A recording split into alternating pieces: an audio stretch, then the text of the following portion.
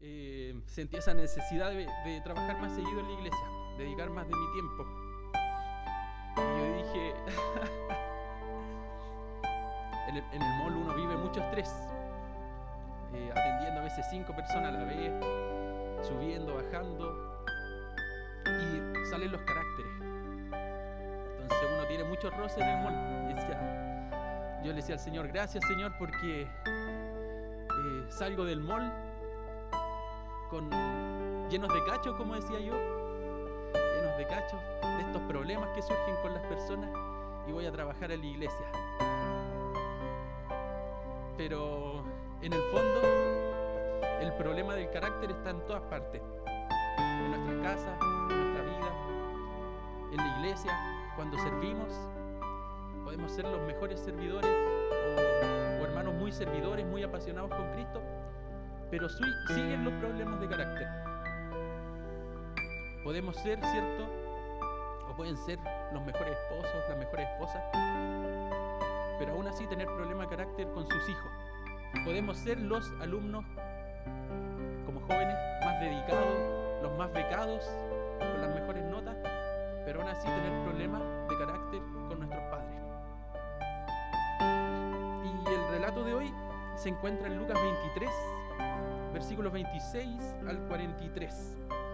Jesús, el modelo de carácter para nuestra vida.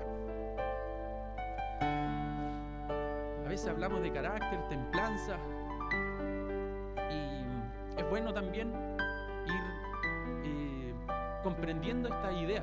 ¿Qué significa el carácter? ¿Qué significa la templanza? Porque normalmente cuando vemos una persona que estalla fácilmente, una persona que dice palabras ásperas, o una persona impulsiva que ante cualquier situación, ¿cierto? Contesta, normalmente uno dice, ¿qué cosa? Esa persona es de carácter fuerte. Esa persona es de carácter fuerte. ¿Pero será tan así, hermano, o no? ¿Será una persona de carácter fuerte, esas que responden impacientemente? Bueno, la palabra carácter viene del griego. Carácter también. ¿Y sabe lo que significa? Marcar, o el que marca. El carácter es nuestra propia marca, podríamos decir, nuestra propia marca personal, pero no solamente que llevamos con nosotros, sino que marcamos en las personas. Esta palabra se ocupaba cuando ponían las marcas en los animales. Así que el carácter son las marcas que dejamos en nuestra forma de hacer las cosas, o en nuestra forma de ser.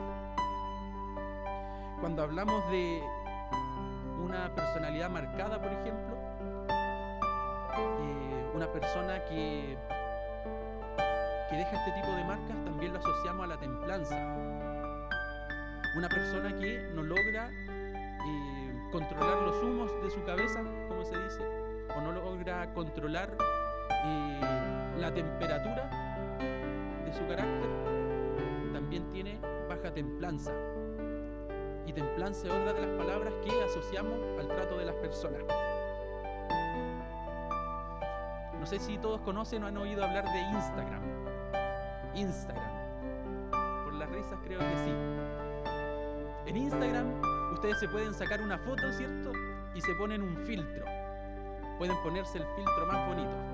Incluso pueden ponerse orejitas, pueden ponerse distintos tipos de cosas. La gracia del filtro es que oculta las imperfecciones. Pero Instagram no lo podemos usar en la vida diaria, ni delante de Dios, ni acá en la iglesia. No podemos camuflar nuestro carácter, nuestra templanza, no podemos camuflar nuestra forma de ser delante de Dios. Y no podemos camuflar las marcas que dejamos en otras personas tampoco. Así que me gustaría que pudiésemos ver el ejemplo de Jesús. Jesús, modelo en carácter para nuestras vidas. ¿En qué sentido? ¿O cuándo Jesús es modelo de carácter para nuestras vidas? Cuando no tenemos fuerza, cuando somos egoístas, cuando nos sentimos rechazados o recibimos burlas, y cuando hay quiebres de relaciones también. Vamos a la palabra, dice así, Lucas 23, del 26 al 43. Del 26 al 43. Y llevándole, tomaron a cierto Simón de Cirene, que venía del campo, y le pusieron encima la cruz para que la llevase tras Jesús. Y le seguía gran multitud del pueblo y de mujeres que lloraban y hacían lamentación por él. Jesús, vuelto hacia ellas, les dijo: Hijas de Jerusalén, no lloréis por mí, sino llorad por vosotras mismas y por vuestros hijos. Porque he aquí vendrán días en que dirán: bienaventuradas las estériles y los vientres que no concibieron y los pechos que no criaron. Entonces comenzarán a decir a los montes: caed sobre nosotros, y a los collados: cubridnos. Porque si en el árbol verde hacen estas cosas, en el seco, ¿qué no se hará? Llevaban también con él a otros 2, que eran malhechores, para ser muertos. Y cuando llegaron al lugar llamado de la Calavera, le crucificaron allí y a los malhechores, uno a la derecha y otro a la izquierda. Y Jesús decía: Padre, perdónalos porque no saben lo que hacen. Y repartiendo entre sí sus vestidos, echando suertes, y el pueblo estaba mirando, y aún los gobernantes se burlaban de él, diciendo: a otros salvó, sálvese a sí mismo, si es el Cristo, el escogido de Dios. Los soldados también encarnecían acercándose y presentándole vinagre, y diciendo: si tú eres el rey de los judíos, sálvate a ti mismo. Ahora había también, sobre él un título escrito con letras griegas, latinas y hebreas: Este es el rey de los judíos. Y uno de los malhechores que estaban colgados le injuriaba, diciendo: si tú eres el Cristo, sálvate a ti mismo y a nosotros. Respondiendo el otro, le reprendió diciendo: ¿ni aún tú temes a Dios? Estando en la misma condenación, nosotros a la verdad justamente padecemos porque recibimos lo que merecieron nuestros hechos. Mas este ningún mal hizo. Y dijo a Jesús: acuérdate de mí cuando vengas en tu reino. Entonces Jesús le dijo: de cierto te digo que hoy estarás conmigo en el paraíso.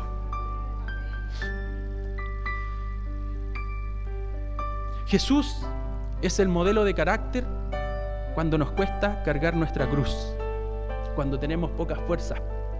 Dice el relato bíblico que Jesús, ¿cierto?, al ser lastimado, al ser azotado, no solamente sufrió los castigos del Imperio Romano, los crueles castigos, sino que también fue abandonado por sus discípulos. Imagínense una noche entera sin poder dormir por el dolor, una noche entera recibiendo castigos injustos, ¿cierto?, y tener que cargar con el peso de esa cruz. Los soldados claramente vieron que Jesús no podía cargar con su cruz, no tenía la fuerza y requería ayuda, así que ¿qué hicieron? Como era un acto de humillación esta cruz, no podían cargarla ellos, tenían que humillar a otra persona. Así que llamaron posiblemente al primer judío que vieron en el camino, que venía del campo, y era este Simón de Cirene, que ayudó a cargar a Jesús con la cruz. Pero Jesús no tenía quizás las fuerzas para cargar el resto del camino con esa cruz. Los soldados romanos querían que Jesús no muriese en el camino, sino que muriese colgado, como la humillación romana, ¿cierto?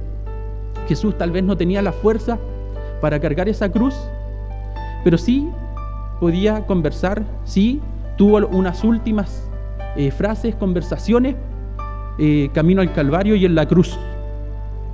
Lo que me llama la atención, hermanos, es que Jesús no solamente predica o habla bonito, sino que también lo hace con el ejemplo. Él es manso y humilde, ¿cierto?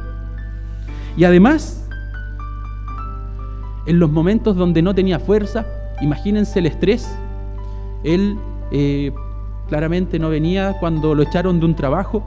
Discúlpenme la expresión, lo hablo con mucha seriedad. No estaba viviendo cualquier tipo de estrés. Jesús estaba camino a cargar por nuestros pecados. Había sudado sangre, dice el Evangelio.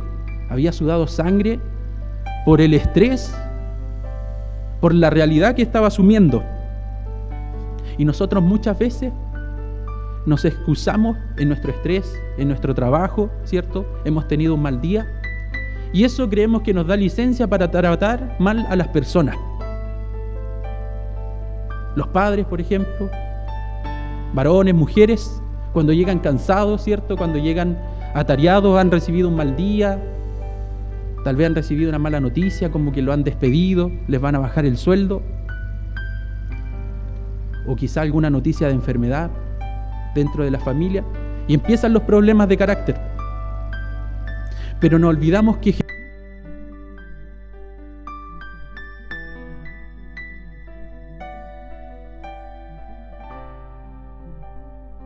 la gente, quizás nosotros en su lugar hubiésemos maldecido, hubiésemos mirado feo, pero hubiésemos dejado una marca en las otras personas. Jesús en este caso quedó en silencio. Y sigue el relato también, porque Jesús es el modelo de carácter en nuestra vida, aún en medio de nuestro egoísmo. ¿Qué pasa? Cuando nosotros vivimos episodios de estrés, episodios o problemas, ¿cierto?, en nuestro trabajo, en nuestra salud, caemos en una especie de autocompasión. Quizás que nos impide ver el dolor ajeno, nos impide ver a los demás lo que está viviendo. Pero imagínense o vean a Jesús padeciendo, ¿cierto?, requiriendo ayuda. Quizás humanamente nosotros hubiésemos pensado que hubiese caído en autocompasión. Venían estas mujeres, ¿cierto?, que lloraban, que por cierto no eran discípulas, sino que en ese tiempo, en los funerales o cuando las personas estaban prontas a morir, había un grupo de lo que podríamos llamar lloronas que acompañaban en el camino. Y Jesús aún así empatiza con ellas porque les dice: no lloren por mí, sino que lloren por ustedes, por lo que se va a avecinar, refiriéndose, ¿cierto?, a esta persecución que habría en un tiempo y estas matanzas, de las cuales filósofos y historiadores también han escrito. Flavio Josefo, por ejemplo, que justamente era tan desastroso que hubo tanta matanza, tanta hambre, que las mujeres llegaron a comerse a sus hijos. Tan terrible fue ese episodio que Jesús anticipando, Jesús empatizando, no cayó en la autocompasión, no cayó en el egoísmo, centrarse en él mismo, sino que aún así siguió pensando en los dolores de otras personas, en las situaciones que estaban pasando otras personas. Incluso el Evangelio de Juan dice que le dio tiempo para consolar a su madre. Es muy raro que cuando una persona esté sufriendo, sea esa misma persona que consuele o advierta a los demás. Normalmente cuando estamos sufriendo caemos en una especie de victimismo. Los demás son malos. Somos nosotros los que estamos sufriendo y nos centramos en nosotros mismos. Así también nos puede pasar a nosotros. Pero Jesús es ejemplo de carácter intachable. Guardó silencio y no fue egoísta. Aún en la mayor crisis de fe, podríamos decir, que tuvo. El cargar con nuestros pecados en la cruz. Dice además la palabra que cuando llegaron al lugar, a Jesús lo crucificaron, ¿cierto?, con 2 malhechores. Le hicieron pagar un precio como si hubiese vivido una vida injusta, ¿cierto? Y aún así Jesús es el modelo de carácter cuando vivimos o pasamos por injusticia. ¿En qué sentido? Hay una oración que Jesús hace. Dice que se lo pusieron a Jesús a su izquierda y a su derecha estos malhechores, y Jesús decía: Padre, perdónalos porque no saben lo que hacen. Y repartieron entre sí sus vestidos echando suerte. O sea, no solamente no tenía fuerza, estaba abandonado y seguía pensando en otros, sino que además recibía la peor humillación. Le ponían un letrero, ¿cierto?, de rey, pero lo desnudaban. un rey con heridas, un rey que lo hicieron arrodillarse, un rey que no tiene trajes púrpuras, con una corona de espinos. Y aún así, Jesús hace esta oración: Padre, perdónalos porque no saben lo que hacen. ¿Qué clase de persona, cuando está viviendo momentos de injusticia, momentos donde lo están dañando, ora por su enemigo? Bueno, este mismo Jesús que predicaba que había que amar a los enemigos, también es capaz de orar y darnos el ejemplo de orar por ellos. Muchas veces nosotros reaccionamos mal. Nos pueden decir una palabra, ¿cierto? Palabras ásperas, y salta nuestro carácter a dejar su marca. Nos nombran alguna debilidad y nosotros le nombramos la debilidad a las personas, o le sacamos en cara ciertas cosas. Problemas de carácter. Nos sentimos atacados y reaccionamos bruscamente, reaccionamos agresivamente.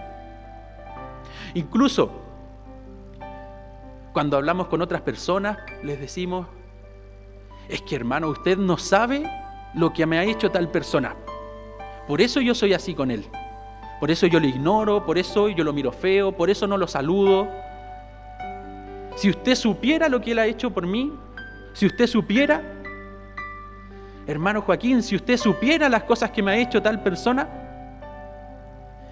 Y a mí se me viene a la mente este Jesús que dice: Padre, perdónalos porque no saben lo que hacen. Posiblemente ni ellos sepan el daño que nos están haciendo, o posiblemente nosotros no tengamos idea del daño que hacemos con nuestro carácter, cuando somos egoístas, cuando respondemos bruscamente en nuestra casa, los maridos, ¿cierto? Cuando un esposo trata mal a una mujer, no tiene idea del daño que puede producir. Quizá aquí mismo en la iglesia no tenemos idea del daño que podemos producir al llegar y explotar cuando decimos las cosas.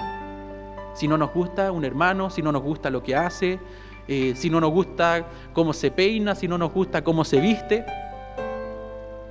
¿cierto? O cuando focalizamos las miradas.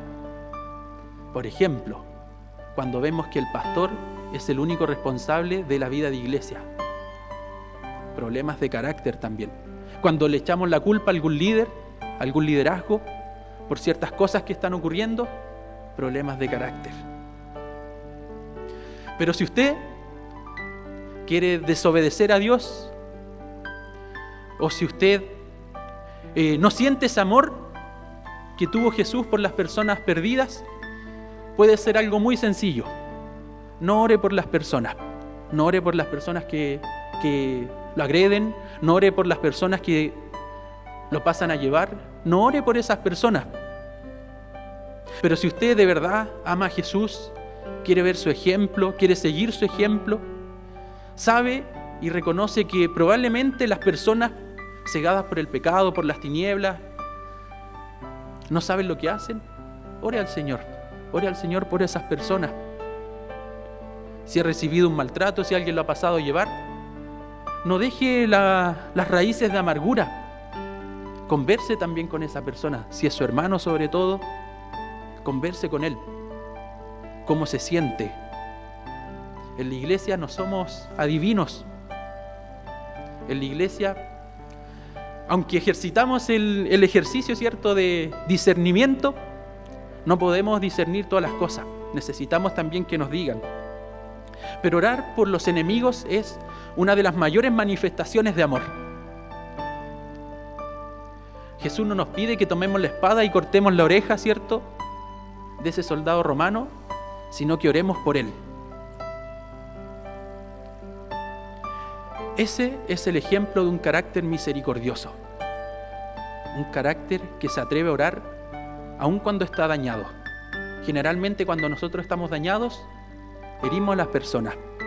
Pero Jesús nos muestra que con sus heridas no solamente puede sanar, sino que también orar por misericordia para esas personas. Jesús también es un modelo de carácter para nuestras vidas cuando sufrimos el rechazo. ¿A quién de ustedes les gusta el rechazo? A nadie. ¿Qué provoca en nosotros el rechazo? A veces el sentirnos rechazados por la familia, por los amigos, sentirnos rechazados incluso dentro de la misma iglesia. Algún ministerio, algunas personas. Dice la palabra que los gobernantes se burlaban de Jesús. Los soldados se burlaban de Jesús. Y este malhechor también se burlaba de Jesús. Incluso le pedía salvación inmediata. Si eres tú el Cristo, sálvanos. Una especie de arrogancia en su carácter, pero aún así Jesús guardaba silencio. Aún así Jesús permanecía en la cruz.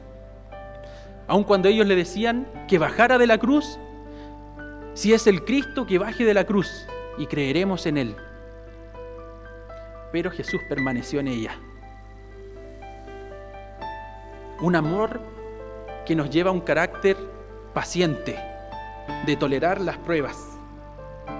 Porque estar sin fuerza, hermanos, no nos da licencia para pecar. Cuando sufrimos, ¿cierto?, proceso, no nos da licencia para tratar mal a los demás. Y cuando somos heridos, cuando somos rechazados, cuando recibimos burlas, tampoco nos da licencia para tener un mal carácter. Todas estas cosas son parte del pecado. Es decir, que usted en su casa, si no tiene fuerzas, si está cansado, tuvo un mal día en su trabajo, tuvo un mal día en la universidad, tuvo un mal día, ¿cierto?, en su relación de pareja, no le da licencia para tratar mal a su esposa. No le da licencia para tratar mal a su esposo. A los jóvenes no nos da licencia para tratar mal a nuestros padres. No nos da licencia para desahogarnos, ¿cierto?, con esa persona desconocida que nos topamos y quizás nos pasa a llevar. No nos da licencia para descargarnos con la gente con la que trabajamos. Usted le puede preguntar a su esposo, su esposa, sus hijos, sus compañeros de trabajo, ¿qué marcas ha dejado? Porque dentro de nuestra habitación, ¿cierto?, de 4 paredes, todos nos caemos bien. Es muy difícil caernos mal cuando estamos solos. Pero cuando vamos conociendo a gente, cuando vamos sirviendo en la iglesia, nos vamos dando cuenta de esos roces que produce nuestro carácter, cuando choca con el carácter de otras personas. No nos da licencia para pecar, hermano. Y la verdad que esto es algo muy triste. ¿Sabe por qué? Porque en este mundo hay personas que probablemente nunca lleguen a conocer a Cristo. Y lo más cerca que estén de Cristo va a ser cuando estén al lado suyo o al frente suyo. Por tanto, usted es responsable de mostrar a Cristo. Y si usted no lo está haciendo, si yo no lo estoy haciendo, ¿estamos dejando marcas de un carácter de Cristo? ¿O estamos dejando marcas de un corazón, ¿cierto?, envanecido, furioso, impetuoso, impulsivo? Bueno, Jesús es ese modelo. Aún en medio del rechazo, aún en medio de tantas condiciones, nos mostró el ejemplo, ¿cierto?, de amar a nuestros enemigos, de cargar la cruz, incluso de recibir ayuda, de no dar palabras ásperas, sino que palabras bien sazonadas, palabras de edificación. Pero además, y finalmente, Jesús es un modelo de carácter reconciliador. Dice la palabra que ese malhechor que estaba junto a Jesús, que probablemente, y si leen los otros evangelios, van a ver que en Marcos ambos malhechores se burlaban de Jesús. Imagínense en ese momento, está rodeado de personas, ¿cierto? No están sus amigos, lo abandonaron, y tiene a este malhechor a la izquierda, malhechor a la derecha, y ambos se burlan de usted. Pero en algún momento, mientras Jesús oraba, ¿cierto?, por sus enemigos, mientras Jesús mostraba ese carácter de Dios, ese carácter que pertenece al corazón de Dios, un amor compasivo, un amor misericordioso, un amor que lleva al perdón, ¿cierto?, uno de esos malhechores se va arrepintiendo y deja de burlarse de Jesús. Incluso empieza a tomar conciencia y le dice: ni aun tú, al otro malhechor, ni aun tú, estando en la misma condenación, ¿temes a Dios? ¿Cómo reaccionaríamos nosotros frente a esas personas que hablan mal de nosotros y al frente de nosotros pueden estar hablando mal con sus palabras? Bueno, Jesús, a la verdad, ¿qué le dice? Este malhechor le dice: acuérdate de mí, Jesús, acuérdate de mí cuando vengas en tu reino. Acuérdate de mí cuando vengas en tu reino. Estaba pensando en tiempo futuro. ¿Y qué sucede? Jesús le responde, ¿qué le responde? Le dice: de cierto te digo que hoy estarás conmigo en el paraíso. En otras palabras, de cierto te digo que hoy ha llegado la salvación a tu vida. De cierto te digo que desde hoy tus faltas han sido perdonadas. Desde hoy te digo que tu pasado ya no es considerado, ¿cierto?, por Dios. Desde hoy hay una nueva vida. No importa que estés a punto de morir, ¿cierto?, en este madero, ¿cierto? Podría haberlos salvado, bajarlos de la cruz, pero podría haberlos librado, ¿cierto?, de esa muerte, pero no los habría librado del pecado. Entonces, Jesús es un modelo de carácter reconciliador. Hermanos, cuando nosotros vamos por la vida, nos vamos topando con las personas, hay algo que debemos saber reconocer en nuestras relaciones. La gente necesita, la gente está necesitada, la gente tiene una profunda necesidad de ser reconciliada con Dios. Y si nuestro carácter provoca más división, si nuestras palabras son más ofensivas, si nuestra forma de hablar no es una forma reconciliadora, vamos a terminar alejando a las personas en vez de presentarle a un Cristo, ¿cierto?, que ama a sus enemigos, a un Cristo que es paciente, un Cristo que tolera, ¿cierto?, pero también un Cristo que exige fe. Hermanos míos, ¿es usted una persona de carácter reconciliador? ¿Es usted una persona que, mientras surgen problemas en su casa, en su matrimonio, en su relación de pareja, problemas con sus compañeros de universidad, compañeros de trabajo, busca la reconciliación? ¿Es usted una persona que se duele cuando hay división en la iglesia, que se duele cuando hay división entre los hermanos? ¿O es usted una persona que provoca estas divisiones en el trabajo, en su familia, en su matrimonio o dentro de los mismos ministerios de la iglesia? ¿Qué tipo de persona es usted?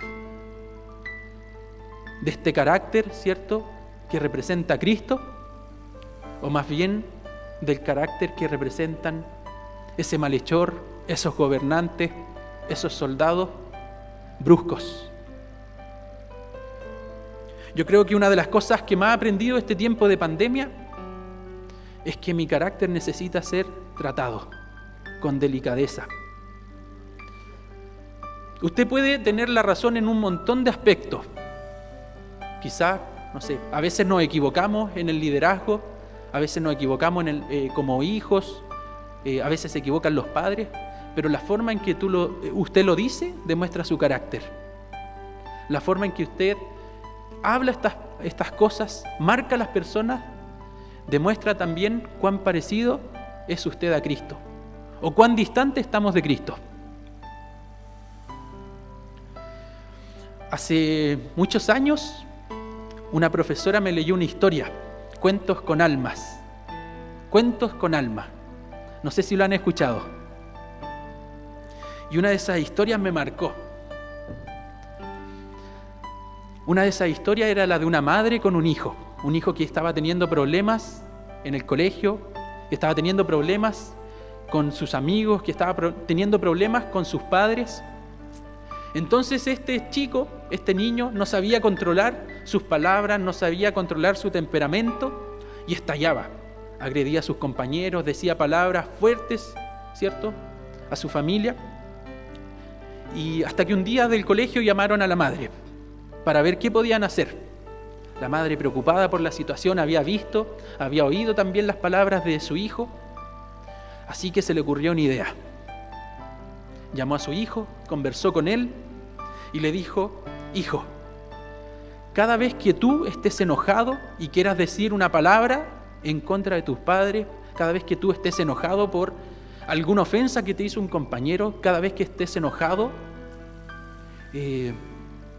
porque estés cansado, cada vez que estés enojado por todas estas cosas que te han pasado, clava en tu puerta uno de estos clavos.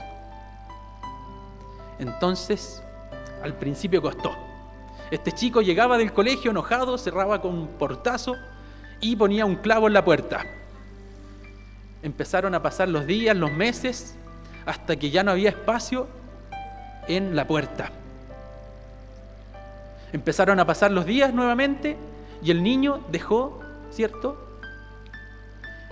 progresivamente de pegar los portazos. Entonces su madre, al ver que ya estaba tratando su carácter, le dijo: bueno, hijo, ahora cada vez que te enojes con tus compañeros y no reacciones mal, demuestra un buen carácter, vas a sacar uno de estos clavos. Así que cada vez que el niño se enojaba, controlaba, ¿cierto?, con su temperamento, sus emociones, controlaba lo que hablaba, controlaba, ¿cierto?, no se dejaba dominar por la ira, por las situaciones, las emociones. Llegaba a casa, ya no pegaba el portazo, pero sacaba un clavo. Pasaron los días, hasta que esa puerta, adivine qué, quedó sin clavos. Pero ¿cuál era el problema? La pared estaba llena de hoyos. La pared estaba llena de hoyos. Hermanos míos, ¿por qué el carácter debe ser un motivo de alegría y un motivo también de tristeza? Es porque marcamos a las personas. Marcamos a las personas y probablemente algunas marcas sean de por vida. Algunas de las cosas que usted habla a sus hijos los van a marcar por vida. Algunas de las cosas que usted habla como matrimonio hacia su esposa, hacia su esposo, los van a marcar por vida. Algunas de las cosas que hablamos entre jóvenes nos van a marcar por vida y van a marcar a otros. Y eso es muy triste cuando vamos por la vida, ¿cierto?, dejando hoyos en el alma de otras personas, en la vida de otras personas. ¿Qué hacemos con esa puerta con hoyos? Bueno, para nosotros es imposible recuperarla. Pero Jesús es un buen carpintero. Jesús se caracteriza, ¿cierto?, por hacer las cosas nuevas. Jesús se caracteriza porque da nuevas oportunidades, como ese malhechor, ¿cierto?, en la cruz. Y lo que podemos hacer, hermanos, es reconocer nuestro pecado. Reconocer que hemos marcado para mal muchas veces la vida de nuestra familia, la vida de nuestros compañeros, la vida de nuestros hermanos en la iglesia, la vida de la gente con la que trabajamos. Quizá usted hoy día llegue a su casa y no pegue el portazo y saque un clavo. Pero necesitamos que el Señor haga una obra. Necesitamos que usted también se esfuerce por tallar en su vida un carácter parecido al de Cristo. Usted no está llamado a perfeccionar el carácter de otro. Usted puede compararse, ¿cierto? Puede comparar a los hermanos, las peores debilidades de nuestros hermanos con nuestras mejores fortalezas. Pero no está llamado a eso. Usted está llamado a trabajar en su carácter. Cada uno debe ser el escultor, ¿cierto?, de su propio carácter. Ahora, si usted me dice que no tiene problemas, si usted me dice que no le incomoda ser así, que usted nació así, déjeme decirle que usted tiene un problema con Cristo. Usted tiene un problema con parecerse a Él. Usted tiene un problema con admirarlo a Él. Usted tiene un problema de falta de amor por Él. Pero si usted, hermano, ama a Cristo, si su vida es un ejemplo para su vida familiar, para su vida amorosa, para su vida laboral, para su vida estudiantil, déjeme decirle que va a sufrir algunos cambios, pero son necesarios. Hermanos míos, no es con nuestras fuerzas, pero tenemos una responsabilidad. Tenemos una responsabilidad, y cuando comencemos a mirar más a Jesús y menos a nuestros hermanos de al lado, a compararnos menos con nuestros hermanos de al lado y a compararnos más con Jesús, ¿sabe lo que va a venir? Una necesidad potente de ser transformado por Jesús. Una necesidad potente de querer ser más parecido a Él. Hermano, también hay que orar por nuestros enemigos, orar por la gente que nos ofende. Probablemente no sepan lo que están haciendo o no sepan los daños que pueden lograr hacer. También evitar caer en la autocompasión. ¿Cuántos de ustedes están sufriendo? ¿O cuántos de nosotros estamos sufriendo? Como para centrarnos solamente en nuestro dolor. La iglesia es un lugar, claramente, donde nuestro carácter sale a flote. A medida que nos conocemos, surgen los roces. Los engranajes empiezan a chocar. Pero también es un lugar para cuidarnos, para protegernos todos juntos, para acompañarnos y para dar testimonio de Cristo. Así que le invito a orar. Oremos, hermanos, porque definitivamente no podemos salir igual. Definitivamente hay cosas que tienen que cambiar en nuestra familia. Definitivamente hay cosas que tienen que cambiar en su vida amorosa. Definitivamente hay cosas que tienen que cambiar en su vida laboral. Definitivamente hay cosas que tienen que cambiar en nuestra vida como iglesia. ¿Cuántos de ustedes anhelan tener una puerta sin mancha? Una puerta, ¿cierto?, limpia delante del Señor. Presentemos nuestras vidas al Señor. Que Él nos guíe, que Él nos dirija. Cada uno sabe sus debilidades. Cada uno sabe las áreas donde debe hacer ajustes por Dios. Amado Padre, te damos gracias porque Tú eres tan bueno con nosotros, Señor. Tú eres tan santo, Tú eres tan perfecto, Señor, que Tu amor, Señor, has dejado marca en nuestra vida. Tu misericordia, Señor, nos ha marcado.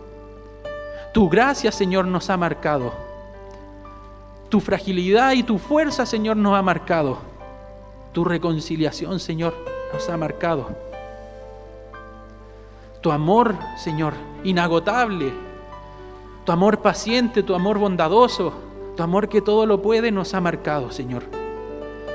Y nosotros, Señor, también queremos ser como Tú.